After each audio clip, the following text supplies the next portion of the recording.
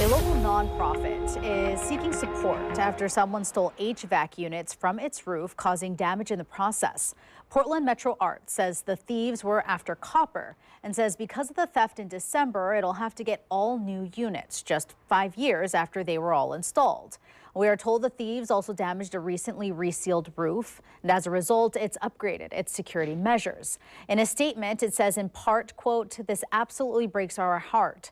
The added expense of repair, replacement, and additional security will cut deeply into our budget.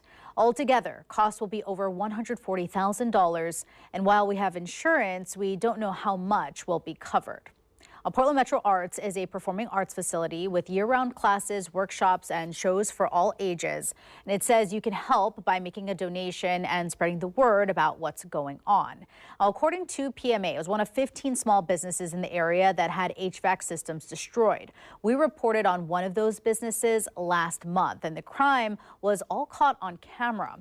The thieves climbing onto the roof of the Montevilla Sewing Center overnight and throwing heavy HVAC parts down to the street and loading it into the trunk of a white Lexus sedan. Montevilla Sewing has had 5 units stolen from its roof.